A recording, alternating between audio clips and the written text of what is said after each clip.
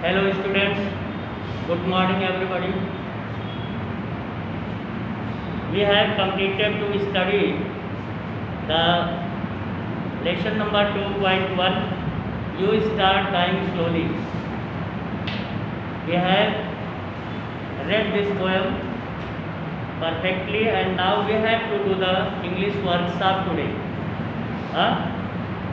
Open on page number 43, English workshop, and start to do this.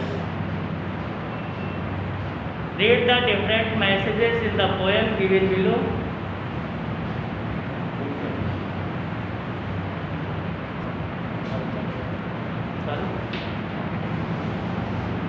Let's start to do the English workshop now. The first one is read the different messages in the poem given below. नीचे दिए गए जो विभिन्न प्रकार के संदेश हैं कविता में वो पढ़ो. Choose the one that suit the poem best. और उस कविता को जो सबसे अधिक उपयुक्त है वो मैसेज को टिक करो, चूज करो. ABCDE 5 मैसेजेस दिए गए हैं कि पोएम में ये मैसेज दिया गया है. तो which one is the most suitable? You have to tick that. Face life whatever it may give you. Is it right? No. The poem doesn't give this message. Fulfill all your dreams and fulfill the desires. Fulfill all your dreams. The poem says so, but fulfills our desires, it's not correct. Be yourself and do what your heart tells you. It is the proper message of the poem. Accept all possible changes or risks that you have taken, keeping your self-esteem intact. Just try to relax in life. No, just try to relax in life. It's not proper. The C1 is most suitable message of the poem. Next one, state the following theme, central idea of the poem. Now you have to write the central idea of the poem. Start to write the central idea of the poem. The poem revolves around the idea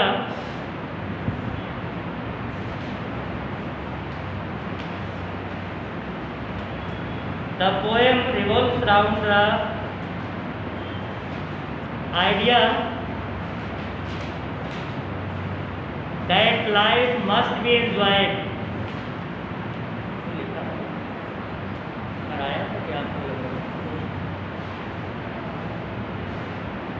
Life must be enjoyed, cherished, CHERISHED, and lived to the fullest.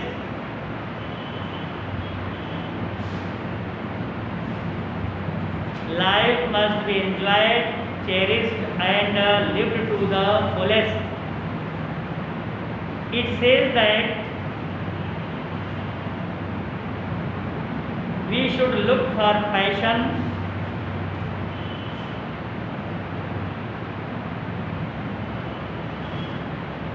follow our dreams,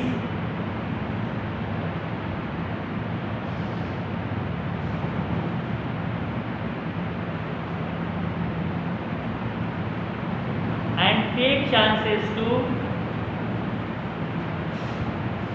make the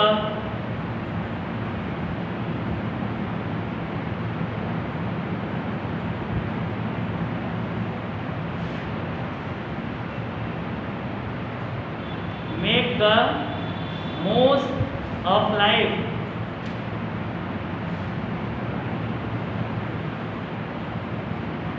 If you don't do that,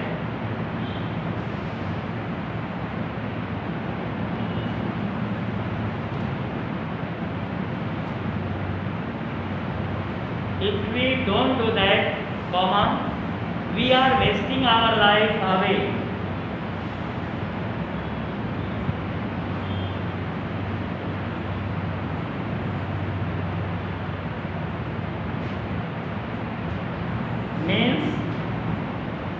Means start dying slowly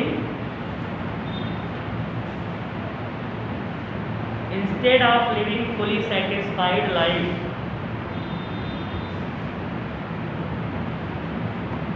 We start dying slowly instead INSTEAD of living fully satisfied life.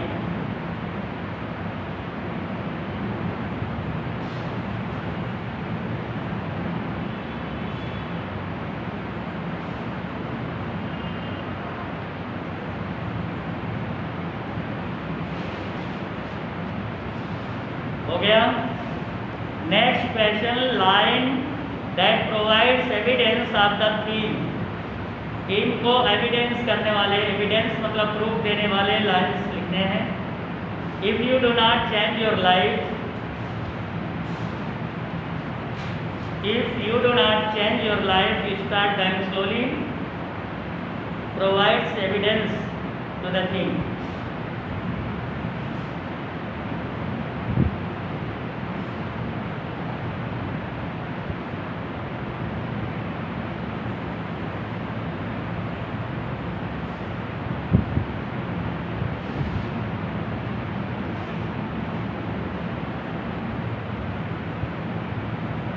Question number C,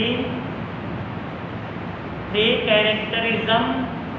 characteristics, तीन विशेषताएं from the poem कविता से, that from a person dull and interesting, that makes a person dull and uninteresting.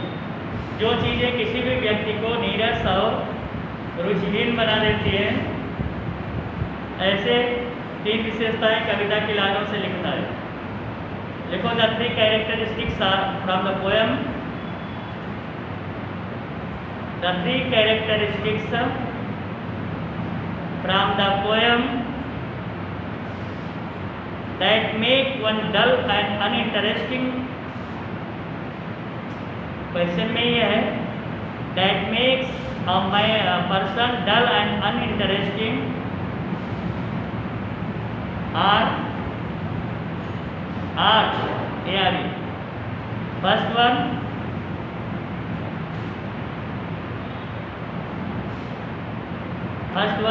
becoming a slaves of your habits.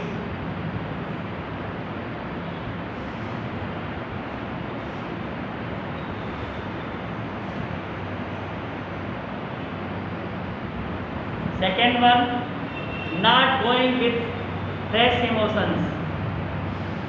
Not going with fresh emotions.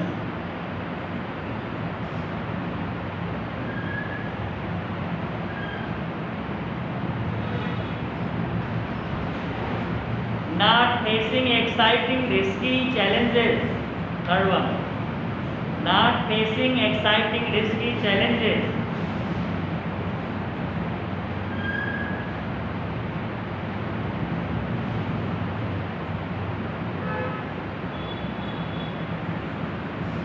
Shall stop the video just 1 minute. Now workshop question number 3. Pick out 4 adjectives from the poem that write them down with the nouns they describe. Poem from the poem कविता से pick out 4 adjectives, 4 ऐसे विशेषण शब्द ढूंढो and write them down with the nouns they describe, और उनको उनके nouns के साथ लिखो जिसका वो डिस्क्रिप्शन दे रहे, वर्णन कर रहे. तो you will find in the poem that same path. So same is an adjective word which is described the noun path. Same path.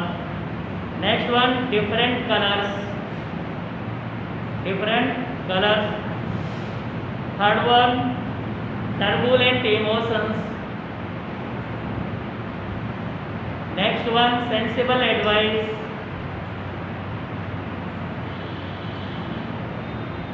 These are some adjectives with their nouns. Fourth question, compare the construction compare the structure of the poem. You start and slowly to the poem in unit 1.1 and 1.3. So which poem does the structure match? Compare करने के लिए है poem. आप 3 poem पढ़ चुके हो. हाँ, I take you have studied the 3 poems. 1. Given 1.1, 1.4 and now 2.1. So you have to compare the poems with each other and find out the result which does the structure match. तो किनके structure आपस में match कर रहे हैं, किनकी रचनाएं आपस में मैच कर रहे हैं, तुलना करना है. तो नीचे क्वेश्चन है what differences do you notice in the other poems. Note them down. दूसरे पोएम्स में आपने कौन सा अलग चीज़ देखा है वो आपको नोट डाउन करना है, लिखना है, जो इस पोएम में नहीं है. तो आप देखेंगे if you compare the 3 poems given in the textbook, A Teenager's Prayer and Basketful of Moonlight, and this one you start time slowly, so you will find that there are differences in the rhyme scheme, number of lines, length of stanzas, length of the lines. Then you have to write the difference between the poems. 1, 2, 3, 4. 1 first one में आप लिख सकते हो rhyme scheme. Rhyme scheme तो in the basketful of moons is also 3 verses, but the teenager's prayer is in the written in rhyme scheme. The rhyme scheme of teenager prayer is ABCD. The rhyme scheme, write the name of the poems, Basketful of Moonlight and A Teenager's Prayer. You can write Basketful of Moonlight and A Teenager's Prayer.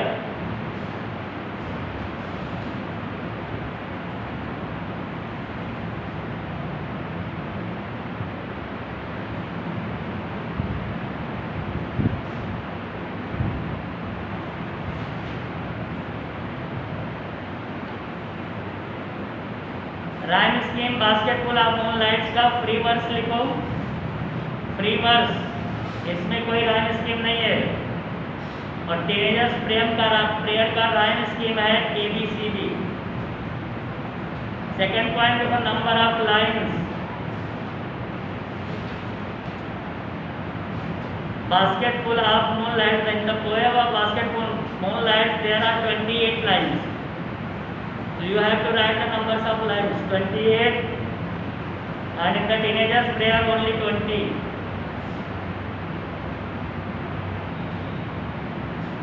Third one, stanza length.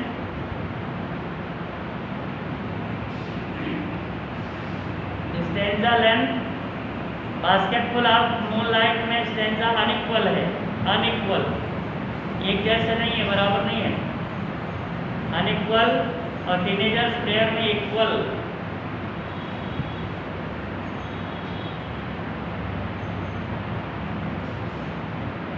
Length of the lines,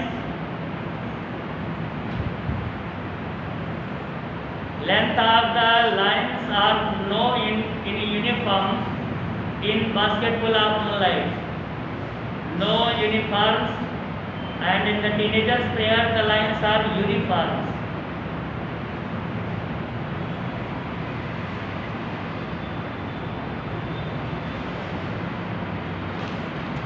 Thus, if we compare the structure of the poem Teenager's Prayer and you start dying slowly, you will also find the many differences in rhythm, rhyme scheme, and stanzas, length of stanzas, in figure of speeches, If you compare the teenagers prayer, we start dying slowly. तो first one metric, rhythmic, rhyme scheme teenagers prayer में है, जबकि इसमें क्या है, free verse, no rhythm and no rhyming scheme. ये जो आपने पढ़ा स्टार्ट डूइंग स्लोली, इसमें कोई भी राइमिंग स्कीम नहीं है, फ्री वर्स है। फिर narrative teenager's prayer to God, narrative teenager's prayer to God. और सेकंड वन में डिडेक्टिक पोयम इम्पार्टिंग एडवाइस, ये एडवाइस है। टीनेजर्स प्रेयर में है quatrain, a group of 4 lines in each stanza, उसको क्वार्ट्रेन कहते हैं।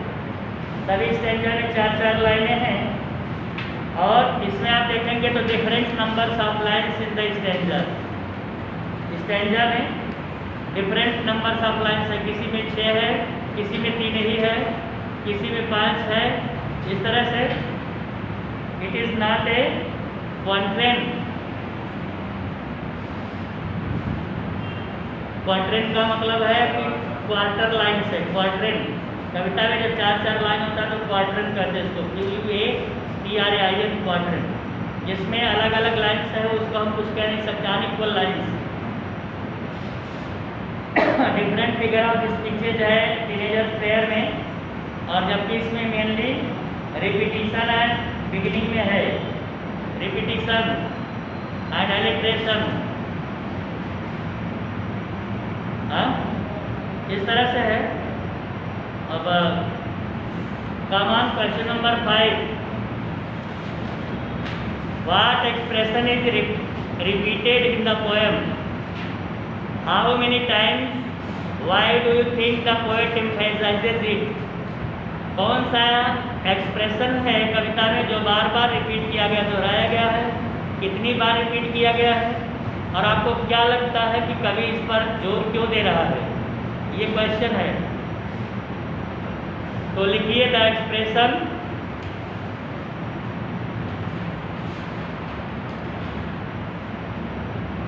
If you do not, single comma में लिखो if you do not,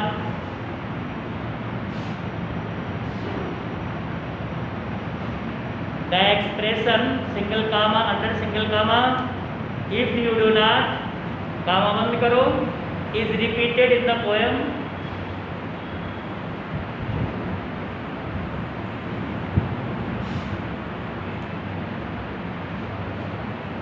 it is repeated 12 times। गिनेंगे 1 2 3 4 5 6 7 8 9 10 11 12 12 times। It is repeated 12 times in the poem। The poet emphasizes on this particular expression। The poet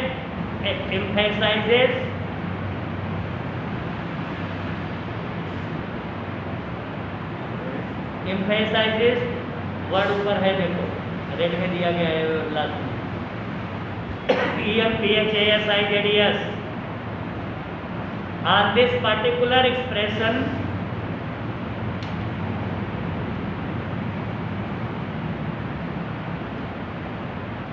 because he wants us to, because he wants us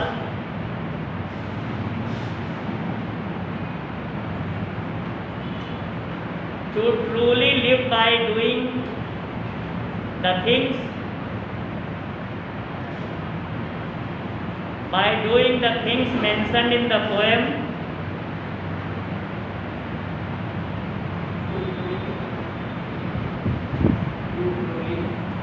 the things mentioned in the poem, to doing the things, THINGS, things mentioned in the poem,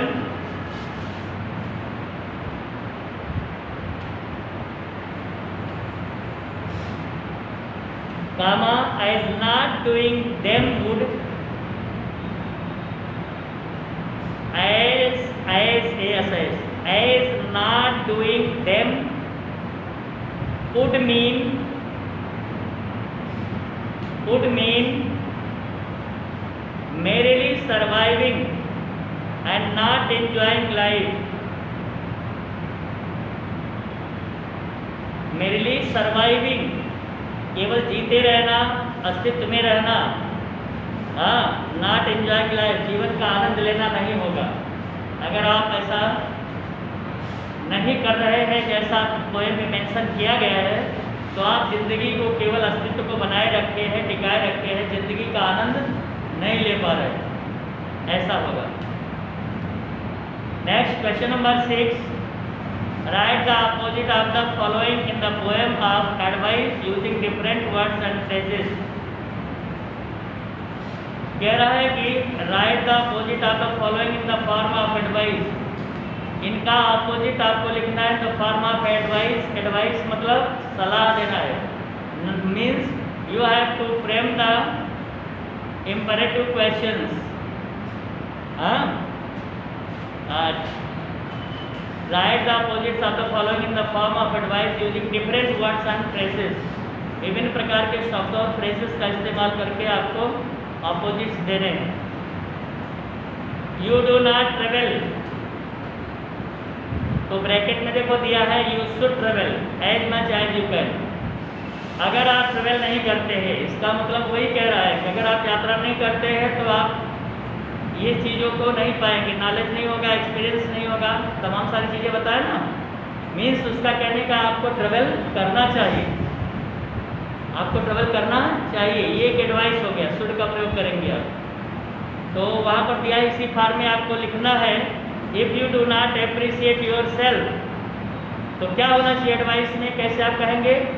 किसी को अगर आप warning दे रहे you do not appreciate your self, आप अपने को appreciate नहीं करते हो, मीन्स आपको अपने को अप्रिशिएट करना चाहिए।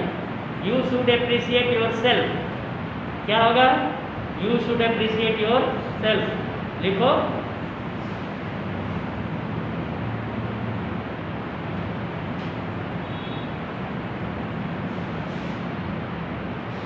opposite of the form of advice you do not appreciate yourself means cross किया हुआ है you should appreciate yourself. Next, you kill your self esteem, you should not keep up your self esteem. तुम अपने self esteem को मारते हो, अर्थात तुम अपने सेल्फ इस्टीम को तुम्हें अपने सेल्फ इस्टीम को बनाए रखना चाहिए। ऐसा है। नेक्स्ट है you become a slave of habits, तो never become a slave of your habits. Never become a slave of your habits. कभी भी अपने आदतों के गुलाम मत बनो, अपनी आदतों को खुद पर हावी मत होने दो। Never become a slave of your habits. Next question, you refuse to speak to stranger. You refuse to speak strangers, तुम अजनबियों से बात करने से मना करते हो, इनकार करते हो, नहीं करना चाहते हो। तो क्या होना चाहिए? तुम्हें अजनबियों से बात करना चाहिए। तो you should speak to strangers.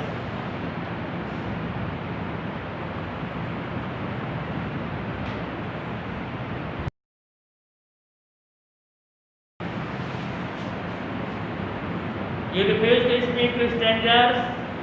Write the opposite in the form of advice.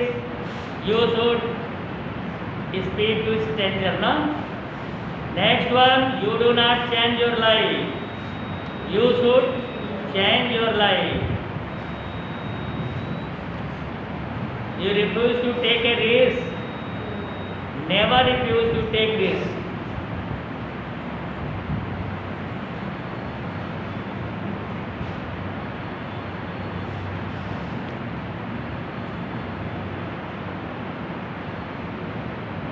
Dear friends, now you have completed the 6th activity of workshop. The 7th activity, go to the following steps and discuss in pairs about the facts mentioned in it. Write a paragraph using the points. Give another interesting title. Go through the following steps. ये जो नीचे steps दिए गए हैं इनको पढ़ डालो और डिस्कस इन पेयर, पेयर्स मतलब जोड़े में होकर के इस सहपाठी के साथ चर्चा करो about the facts mention in it, इसमें जो फैक्ट्स जो तथ्य मेंशन किए गए हैं। फिर आपको एक पैराग्राफ राइट करना है इसके बारे में, और इस लिविंग ए बेटर लाइफ को अगर कुछ आप दूसरा टाइटल दे सकते हैं तो और भी अच्छा टाइटल देने की कोशिश करो, समझे आप? तो let's try live a better life, बेहतर जिंदगी जीना, बेहतर जिंदगी जीना। कहता है get rid of one bad habits at a time, get rid of one bad habits at a time. किसी भी व्यक्ति को अपने बुरी आदतों से उबरना चाहिए। गेट रीड मतलब त्यागना, दूर हटाना। Get rid of one bad habits at a time. हाँ, क्षण भर के लिए या कभी कभी आदमी को अपने बुरी आदतों से उबरना चाहिए। तो इसका मीनिंग हो गया, in order to live a better life one should master saver. आगे है avoid negative thoughts, be positive. नकारात्मक विचारों का त्याग करो और हमेशा सकारात्मक रहो। क्यों?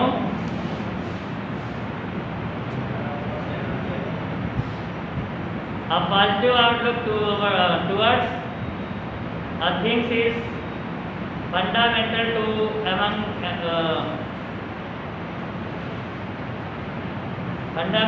amusing life। जीवन का आनंद लेने के लिए आधारभूत चीज़ है कि पॉजिटिव होना, इसलिए हमको नेगेटिव चीज़ को त्यागना चाहिए।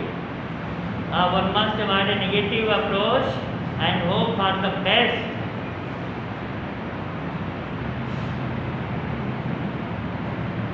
फिर trust yourself, love what you do. अपने में विश्वास रखो, लव व्हाट यू डू, जो तुम करते हो उसे प्रेम करो। मीन्स जो काम करते हो वो प्रेम पूर्वक करो। प्रेम से अगर वो काम करेंगे तो अच्छे तरह से होगा। Try to enrich your mind by becoming a life long learner. Try to enrich your mind, अपने मन को भरो, by becoming a life long learner. हाँ, लंबे जीवन तक सीखने वाले बन करके, लंबे जीवन तक सीखो दूसरों से। और लॉन्ग लाइफ अगर सब आप लर्नर बने रहते हैं, सीखते रहते हैं, तो आपका माइंड इनरिच हो जाएगा नॉलेज और एक्सपीरियंस से, ज्ञान और अनुभव से आपका माइंड भर जाएगा। Sharing and caring makes life enjoyable. Sharing caring, अपने दुख दर्द को अगर आप किसी से बांटते हैं, हाँ, और अपना परिवार रखते हैं, दूसरों का भी ध्यान रखते हैं, तो इससे जीवन में आनंद आता है। कोई लोनली लाइफ जिए, अकेला ज़िंदगी जिए, अपने दुख न किसी से कहे न किसी के दुख से मतलब रखे, तो life become dull, life becomes dull and unenjoyable. Be humble, respect and welcome, accept each day with a smile. कहा कि बी हम्बल, विनम्र बनिए, रिस्पेक्ट, दूसरे का आदर कीजिए, and welcome, accept each day with smile. और प्रत्येक दिन जैसा गुजर रहा है उसका मुस्कान के साथ, स्माइल के साथ उसका स्वागत कीजिए। दिन जैसा भी आए हर दिन का मुस्कान के साथ स्वागत कीजिए। Means never be sad, be happy, always be happy. Now you have studied all the steps given, living a better life. Then following these steps, you have to write a paragraph, and you should given a suitable title too. Then on the basis of this concept, you have to write the paragraph. You can give your paragraph the title, mold your life for brighter future. Mold your life for brighter future, better future, हाँ, या how to live better life. बहुत सारे आप इसके concept पर बहुत सारे titles आप दे सकते हो और आपको इन पॉइंट्स को माइंड में रख करके, स्टेप्स को माइंड में रख करके पैराग्राफ फ्रेम करना है। That for example you start the life that everyone in the world wants to lead a better life. दुनिया में हर कोई सुंदर जिंदगी, अच्छी जिंदगी जीना चाहता है। समझा? यहाँ से आप स्टार्ट कर सकते हैं।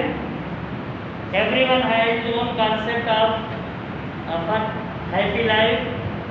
हैप्पी लाइफ कैसे जिएगा उसका अपना अपना कॉन्सेप्ट होता है। वो किसको हैप्पी मानता है, कैसे ज़िंदगी को खुश मानता है या खुशहाल ज़िंदगी मानता है, सबकी सोच अलग अलग होती है। तो everyone has his own concept of happy life. हाँ, फिर what is general can we do for living better life. सामान्य रूप से हम बेटर लाइफ जीने के लिए क्या कर सकते हैं?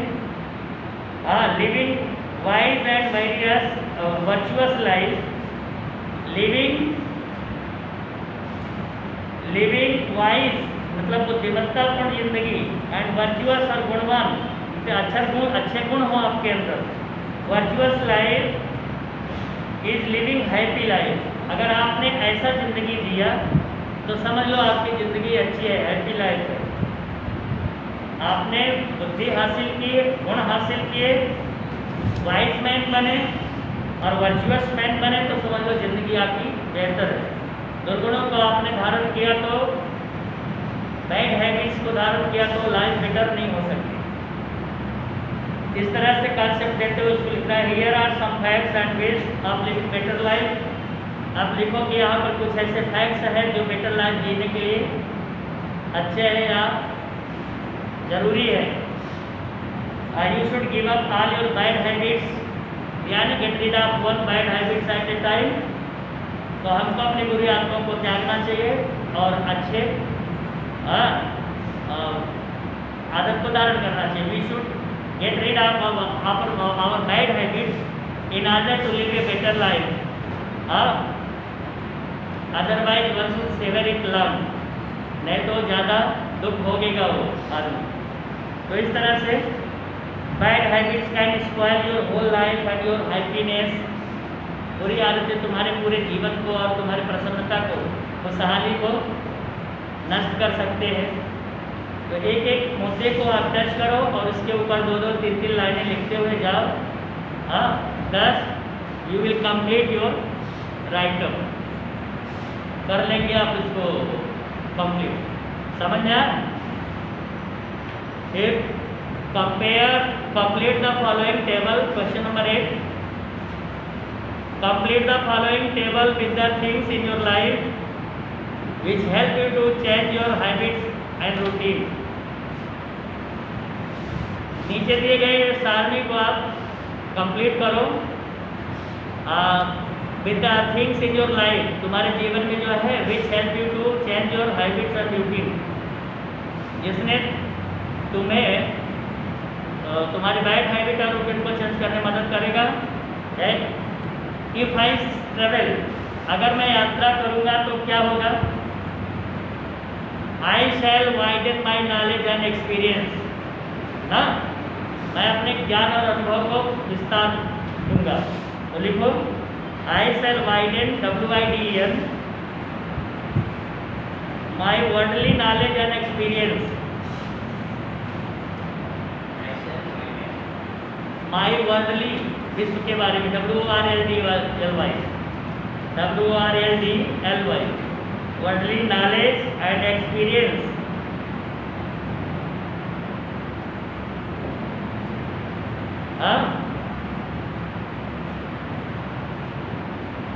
इफ आई रीड, अगर मैं पढ़ूंगा तो क्या होगा?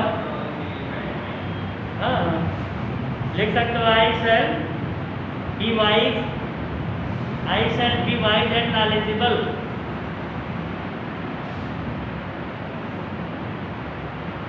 नॉलेज में ए बी एल ई जोड़ दो, KNOWLEDGE ABLE। I shall be wise and knowledgeable, यदि मैं पढ़ूंगा तो बुद्धिमान और ज्ञानी बनूंगा। अब यहाँ पर आप देखो इफ आई के बाद प्रेजेंट टेंस सब दिया गया है, तो कंडीशनल क्लॉज है, ये शर्त सूचक वाक्य है। कंडीशनल क्लॉज अगर प्रेजेंट टेंस में रहता है तो जो मेन क्लॉज है वो फ्यूचर इंडेफिनिट में आता है। आई शैल, यू विल, ही विल, इस तरह से आएगा। अगर ये पास्ट टेंस में रहेगा तो जो मेन क्लॉज है वहाँ पर विल का वुड शैल का शुड हो जाता है। आई शुड, ही वुड, ऐसा हो जाएगा। समझा? यदि यह परफेक्ट टेंस में रहेगा, जैसे इफ आई ट्रेवल्ड है, if I had travelled perfect में रहेगा तो उसमें वुड हैव, शुड हैव जुड़ेगा और मुख्य क्रिया थर्ड फॉर्म में जाएगी। इफ आई ट्रेवल्ड तो I should get, I should got worldly knowledge and experience, ऐसा होता है। हाँ, जैसे आई इफ आई रीड, अगर मैं पढ़ूंगा तो I shall be wise and knowledgeable. यहाँ पर होता है if I read, I should be wise and knowledgeable, ऐसा कंस्ट्रक्शन होता है। मेन क्लास में शैल की जगह पर शुड आ जाता है। ये अगर पास्ट परफेक्ट में होगा इफ आई हैड रेड, अगर मैं पढ़ा होता तो आई शुड हैव बीन हो जाता, मुख्य क्रिया थर्ड फॉर्म में जाती है। I should have, would have लगकर मुख्य क्रिया थर्ड फॉर्म में जाती, तो I should have been wise and knowledgeable. ये कंडीशनल क्लास का स्ट्रक्चर है। अगर दोनों फ्यूचर टेंस में हो रहे हैं तो जो मेन क्लास, जो शर्त सूचक वाक्य है प्रेजेंट में रहेगा, उसका अनुवाद प्रेजेंट में होगा और दूसरा class main class future indefinite में जाएगा। अगर कंडीशनल क्लास पास्ट टेंस में है तो मेन क्लास शैल का शुड, विल का वुड हो जाता है। अगर कंडीशनल क्लास पास्ट परफेक्ट में है तो मेन क्लास में वुड हैव, शुड हैव लगकर क्रिया थर्ड फॉर्म में हो जाती है। ये कंडीशनल क्लास का कंस्ट्रक्शन है। फिर इसमें है if I change my bad habits, अगर मैंने अपनी बुरी आदतों में सुधार किया तो I shall led a gentle and civilised life. I shall lead, LEAD, I shall lead a gentle and civilised life. अगर मैं अपनी बुरी आदतों का त्याग करता हूँ तो मैं एक सभ्य और संस्कृतिपूर्ण जीवन जीऊँगा। Gentle and civilised life, CIVILIZED।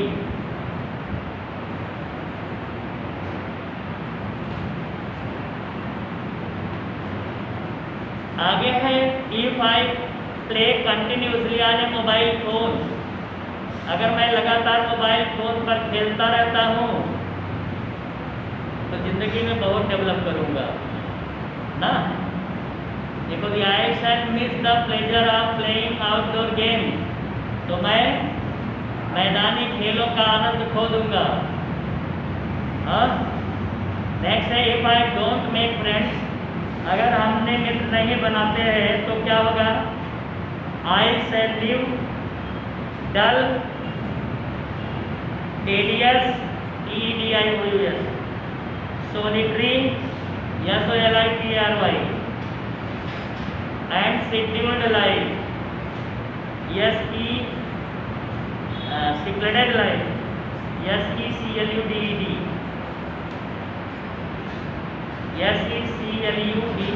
secluded life.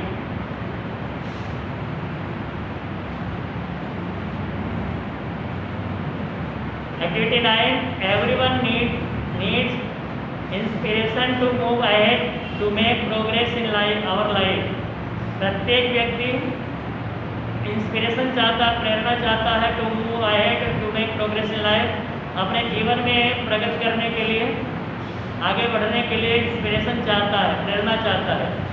There are some things which inspire us to live better, कुछ है इस प्रेरणाएँ हैं, कौन सी चीज़ हमको प्रेरणा देती है जिससे हम इंस्पायर हो करके बेटर लाइफ जीते हैं, ऐसा हमको बताना है। व्हाट आर दोज थिंग्स, कौन सी वो चीज़ें हैं? तो one is given for you stories, कहानियाँ पढ़ते हैं to inspire to be acquire a better life, अच्छी ज़िंदगी जीने का प्रयास करते हैं। There are different types of story books which lead us to live a better life. Next, dreams, सपने, DREAMS, ideas, IDEAS, goals, GOALS, love, किसी काम को करने के लिए ये जरूरी है, अगर हम उस काम से प्रेम नहीं करते या जो हम पाना चाहते हैं वहाँ तक पहुँचने के लिए हमको ललक नहीं है, चाहत नहीं है, तो हम नहीं कर सकते। फिर फेथ, निष्ठा होनी चाहिए, FAITH, faith, faith, FAITH। Now activity 10, complete the web diagram with words that go with their topic. Complete the web diagram with words that go with their topics. Turbulent से आपको बनाना है, इसमें टर्बुलेंस इमोशंस आया था, तो इसमें दिया है टर्बुलेंट क्या क्या हो सकता है, किसके साथ लग सकता है। बदलना, तेजी के साथ टर्बुलेंट होना मीन्स बदलना, तीव्र गति से बदलना। इसमें देखो स्टार्म है, टर्बुलेंट स्टार्म दिया है, टर्बुलेंट सी वेव्स दिया, समुद्र की लहरें, टर्बुलेंट टाइम्स, टर्बुलेंट वीदर, मौसम तेजी के साथ बदला, टर्बुलेंट इमोशंस,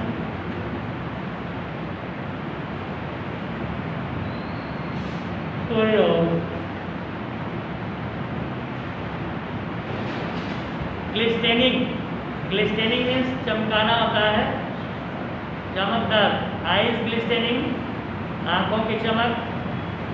फिर glass, glass glistening, snow glistening, tears glistening, dew drops glistening, dew drop ओस की बूंदें ग्लिस्टन करती हैं, चमक होती है, ओस की बूंदों में पत्ते पर पड़ी उसकी बूंदें बहुत चमकदार होती हैं। Due, due, DEW, due drops.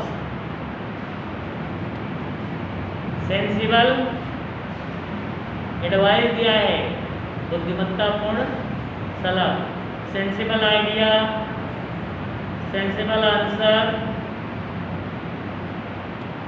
Sensible people, sensible behaviour, etcetera.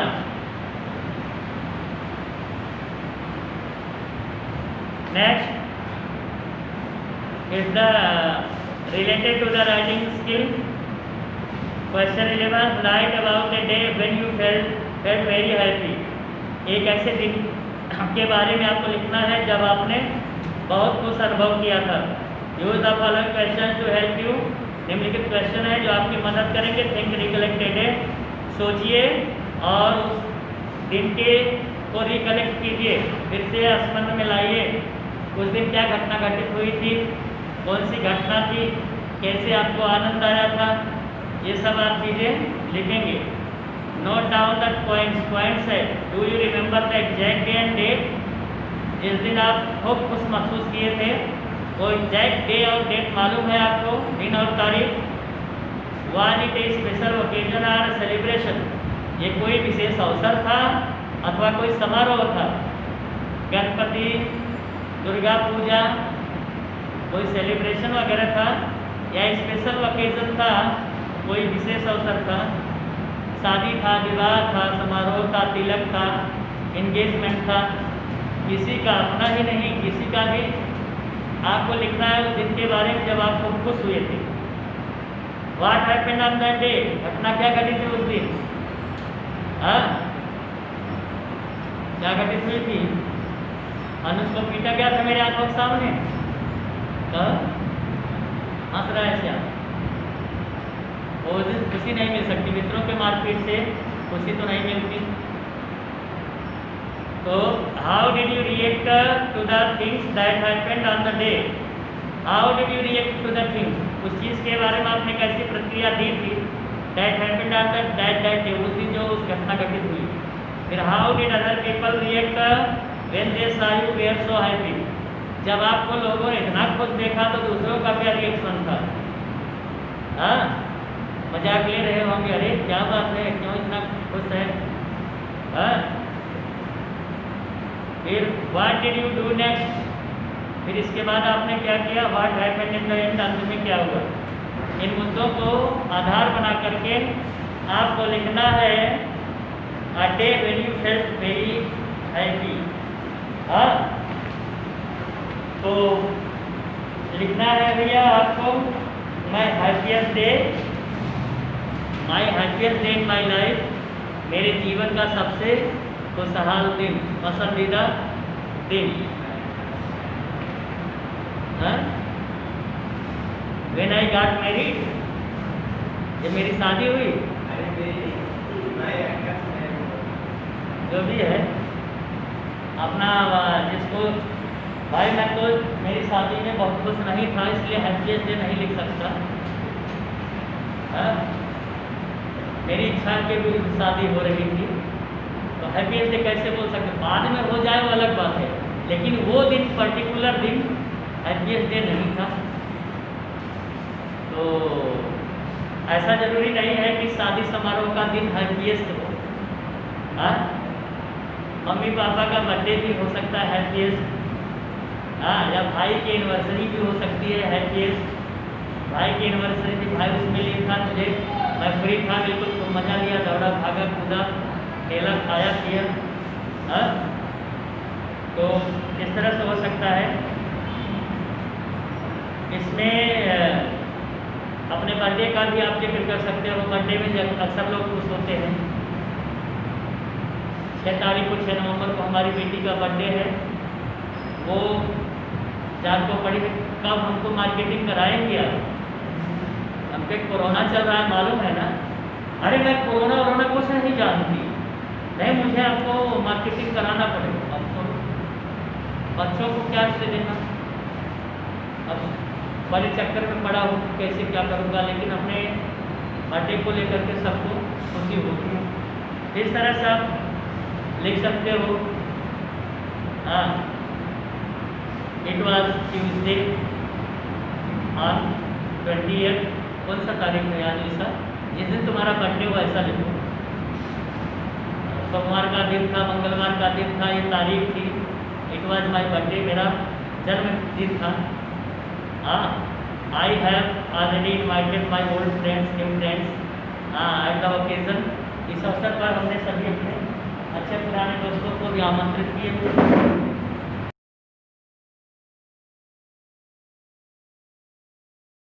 तो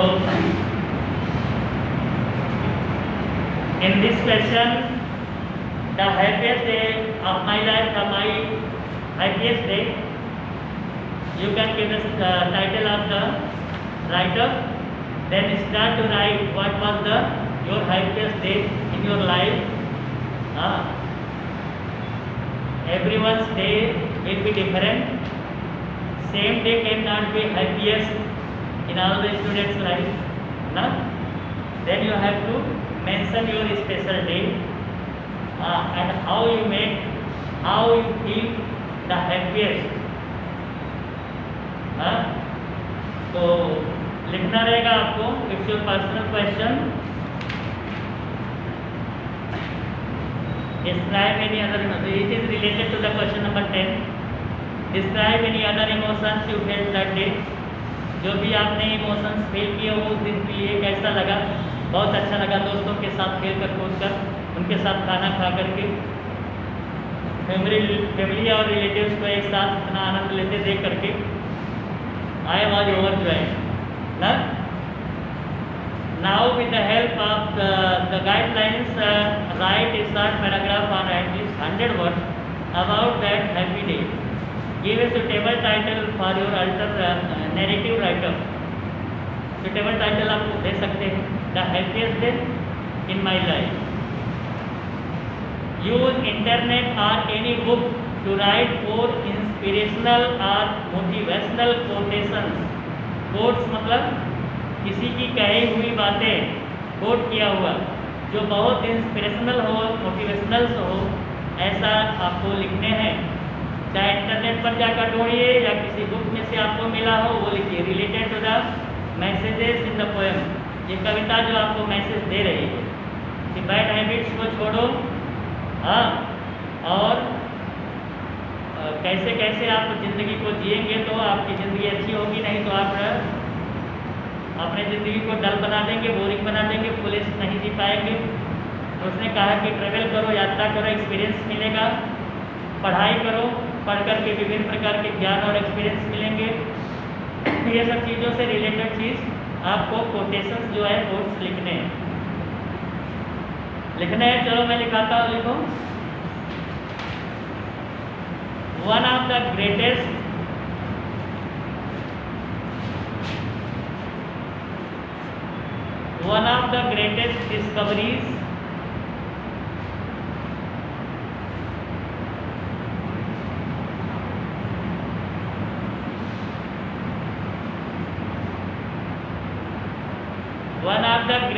discoveries DISCOVERIES a man makes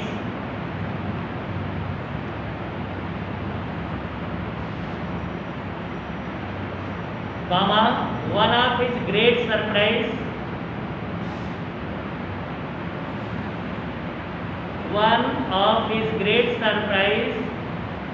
is to find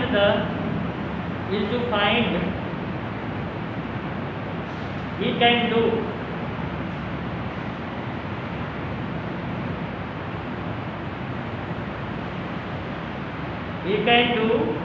what से कनेक्ट करो, what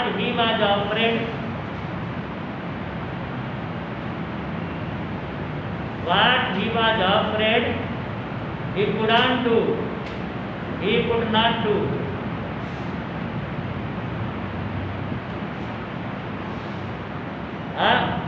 किसने कहा है? हेनरी फोर्ड ने कहा है, डैश डैश करके हेनरी फोर्ड लिखो, HENRYFORD।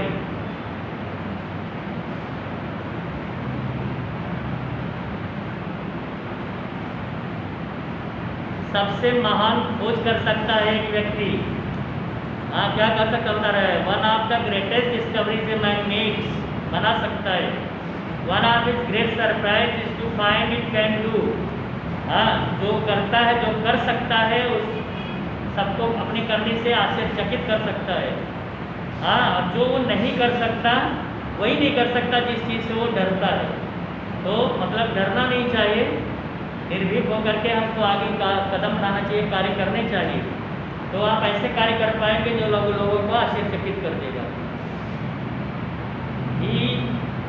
What he was afraid he could not do, मनुष्य जिससे डरा वो चीज़ वो नहीं कर सका। नहीं तो मनुष्य ने क्या नहीं किया, आश्चर्यजनक चीज़ें की हैं मनुष्य ने। हेनरी फोर्ड करता है। Next,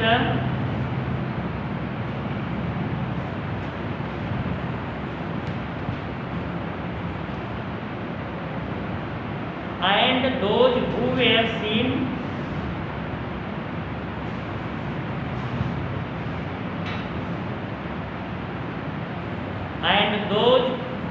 who were seen dancing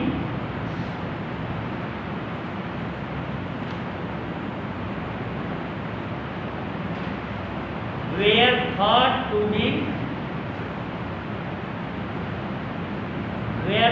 to be unsane, UNSANE,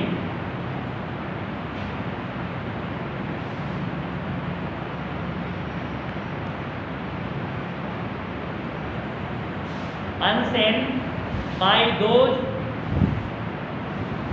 who could not hear the music.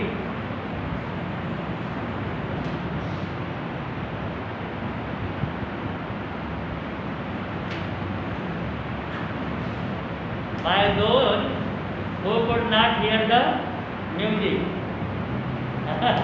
कहने का मतलब जिनको म्यूजिक भी सुनना नहीं आता है, उनको समझ नहीं है, वो बढ़िया डांस करने वाले में दोष निकालते हैं, उनको नासमझ बोलते हैं, अरे पागल है नाच रहा है। अरे नाचना क्या है? एक कला है, जीवन का आनंद है। खुशहाल होता है आदमी तो झूम के नाचता है, गाता है, उसकी ज़िंदगी की रंगत अलग है। उसको नासमझ वही बोलता है जिसको संगीत की समझ नहीं होती, संगीत सुन ही नहीं सकता तो बोलेगा नासमझ। अर्थात वो चीज़, वो रंग उसके जीवन में नहीं है तो दूसरे को वैसा ही बोलेगा।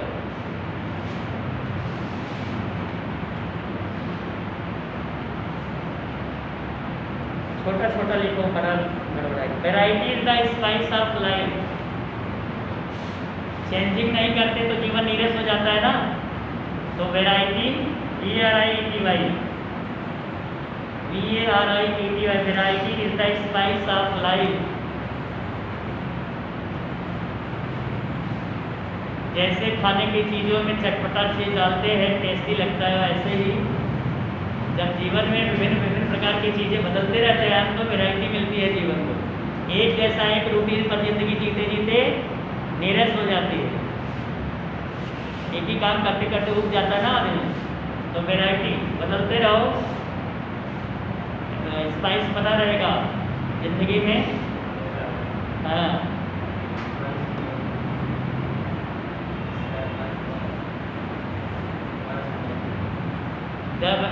Variety is the spice of life. Variety is the spice of SPICE। Spice मतलब मसाला होता है, मसाले कई होते चटपटे होते हैं, विभिन्न प्रकार का टेस्ट देता है। जैसे अभी खाना बढ़िया बना हो, इसमें नमक हो ही नहीं, मज़ा नहीं आएगा, निस्वाद लगेगा ना। वैसे ज़िंदगी में स्पाइस आना चाहिए। ये कैसे आएगा? वैरायटी से आएगा। जब आप चीज़ों को बदलते रहेंगे, एक ही चीज़ आजमाते रहेंगे, एक ही चीज़ करते बैठे रहेंगे तो आपका रूटीन वहीं पर फंस जाएगा। रोज़ सुबह उठना, नहाना, धोना, वही करना, दुकान पे आके बैठ जाए। अरे थोड़ा और चेंजिंग करो, कुछ और करो, नया करो, तो वैरायटी मिलता रहेगा, जीवन में इंटरेस्ट बना रहेगा ना। ये कितना लिखा? ABCD हो गया, 3-4 हो गया, 3 हो गया, चौथा लिखो। The world is too big.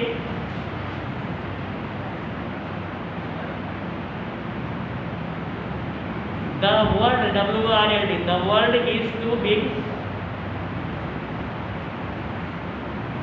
To stay in one place.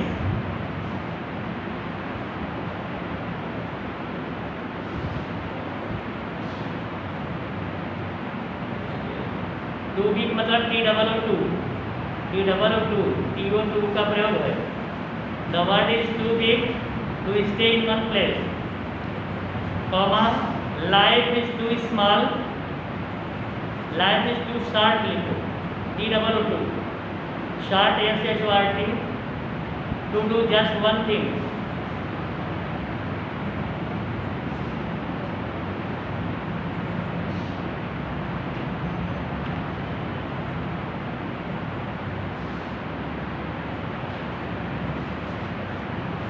Meaning क्या होगा कि the world is too big to stay in one place.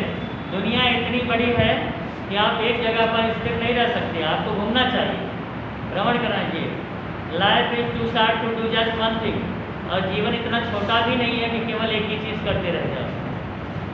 हाँ, समझ में आया कि नहीं? मेरा की चीज करनी चाहिए। Now you have completed 2.1 fully. You have learned the lesson well and also do the workshop too. Now we have to begin the 2.2. Today we will only do the chit chat. Now take a rest of 2 minutes and let me start again.